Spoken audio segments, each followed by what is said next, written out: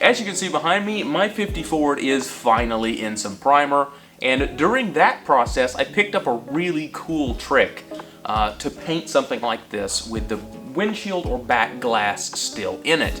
So let's cut back to when I was trying this trick out. A friend of mine who used to paint cars way back when gave me a tip, and we're gonna try it today. So we're here on the car, we've got this piece of rubber. This is the back windshield. He was telling me they used to stick rope or wire in it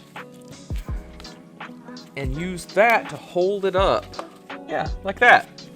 So that you can spray under the lip of that rubber. See, the point is, even when you can't see this, if you spray the paint, just a little bit of paint under that, you're gonna prevent cracking, because sometimes you'll get cracking where it meets this rubber, or the rubber will shrink over time and expose that line.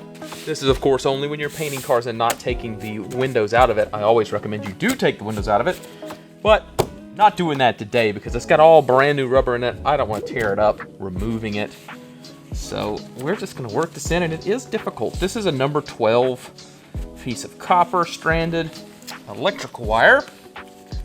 It's not really probably the best choice, but I couldn't find a piece of rope small enough. Yeah, I ended up actually coming back with a smaller wire, and that worked so much better. I went with a solid 14 gauge copper wire that was bare, and that worked perfectly. It was just the right size. Of course, you don't have to use expensive copper. You can use steel or rope or whatever you've got laying around.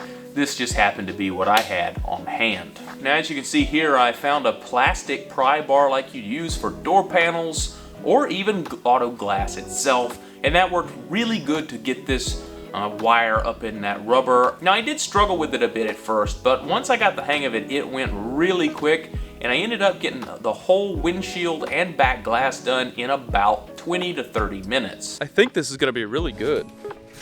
I like it. Another really good part about this is once you go to tape this rubber off, it is so much easier now because you have that little gap. You can just lay the tape on the edge of the rubber, fold it over, and you have a perfect tape line to protect your rubber. Now it's time to take a look at the finished product here.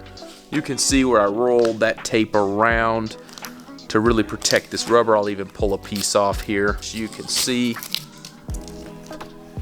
Not an ounce of paint on that tape, but look how far that primer got under this rubber. Look at that. And that's just gonna be amazing when you're done.